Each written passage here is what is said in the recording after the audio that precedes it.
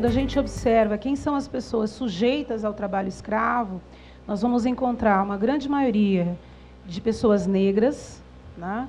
Então, é inevitável essa conexão entre o combate ao trabalho escravo e o combate ao racismo e o combate à desigualdade racial no mercado de trabalho brasileiro. Se a gente analisar com levantamentos, por exemplo, do IBGE, que aponta em 2014 que a população brasileira em condição de pobreza, 76% desta população atinge a população negra.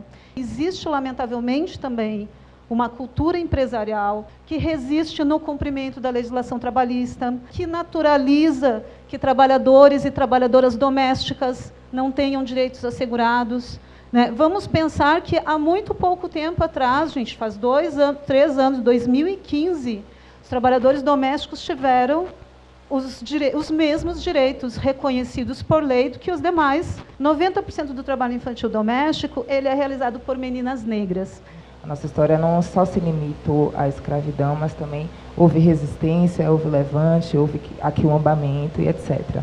Não sei porque ainda a gente não assume de uma vez que existe esse recorte racial e que a maioria ainda hoje em situação de trabalho escravo são pessoas negras. Esse levantamento de dados ele é fundamental para que a gente possa avançar nas políticas públicas, e especialmente a representatividade negra nos diferentes espaços e na televisão, porque acho que é a partir daí que a gente começa a mostrar a nossa cara e influenciar positivamente nossas crianças e toda a sociedade.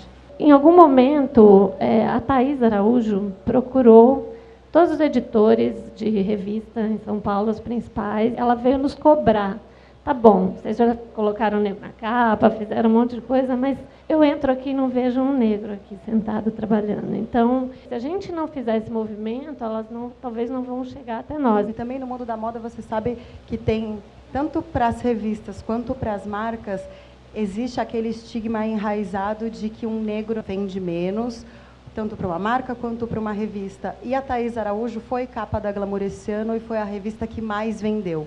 Eu também faço muito essa observação nos espaços que eu transito, assim, quando eu for fazer uma publicidade, quando eu for fazer determinado trabalho, e eu percebo que a minha figura simboliza muito para aquela marca, e, no entanto, toda a equipe é branca. E isso é racismo também. A gente tem que fazer um esforço assim como consumir marca. Porque é muito importante. Enfim, acho que sim. É muito importante mesmo ter no mercado de trabalho essas pessoas para que elas possam influenciar as outras.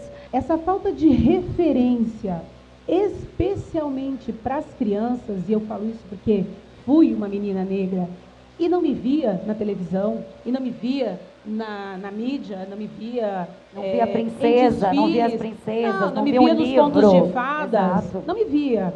Então, essa é uma interrogação que a pessoa negra tem desde a infância. Qual é o meu lugar nessa sociedade?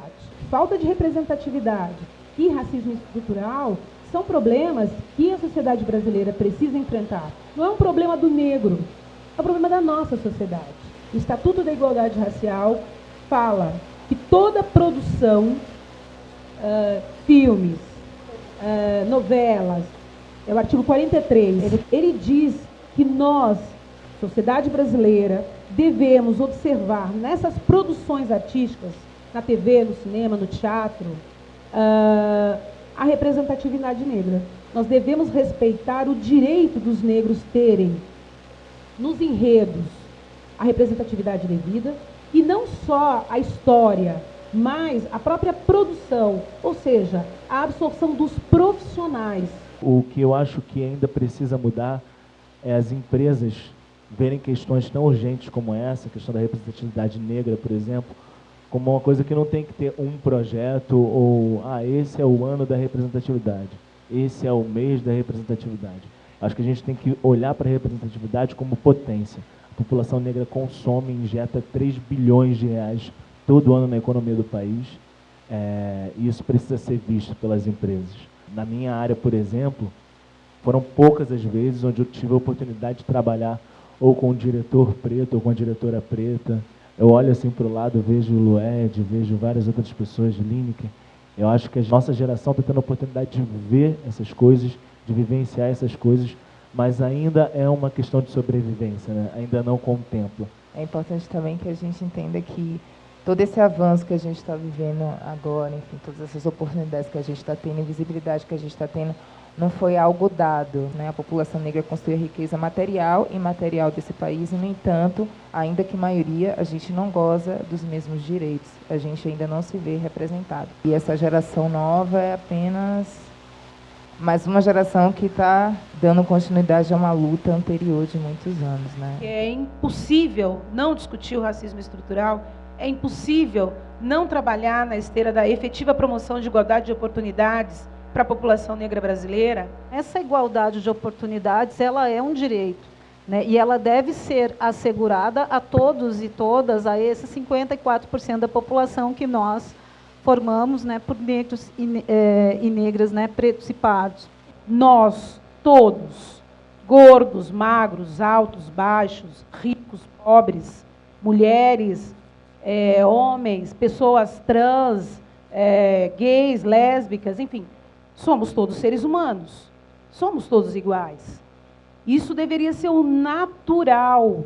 A gente tem que fazer cartilhas explicando para o ser humano, respeite o seu semelhante. Às vezes a gente cobra tanto do macro e das grandes empresas e esquece que a gente tem que começar a fazer a diferença. O quão é importante a gente se atentar ao outro.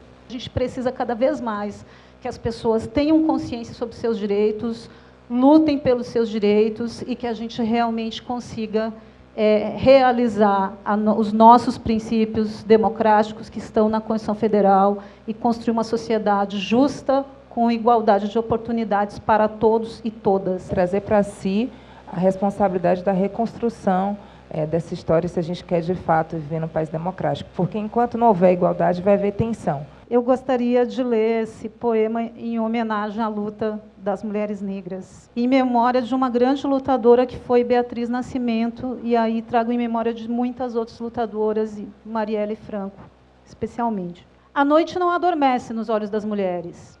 A lua fêmea, semelhante nossa, em vigília atenta, vigia a nossa memória. A noite não adormece nos olhos das mulheres. Há mais olhos que sono, onde lágrimas suspensas virgulam o lapso de nossas molhadas lembranças. A noite não adormece nos olhos das mulheres. Vaginas abertas retêm e expulsam a vida, donde Ainás, Nizingas, Nigambelês e outras meninas luas afastam delas e de nós os nossos cálices de lágrimas. A noite não adormecerá, jamais, nos olhos das fêmeas. Desculpa. Pois do nosso sangue mulher, do nosso líquido lembra disso. Em cada gota que jorra, um fio invisível e tônico, pacientemente cose a rede de nossa milenar resistência. Lembrando que Luzia resistiu às chamas e nós continuaremos resistindo e avançando em direitos. Muito obrigada.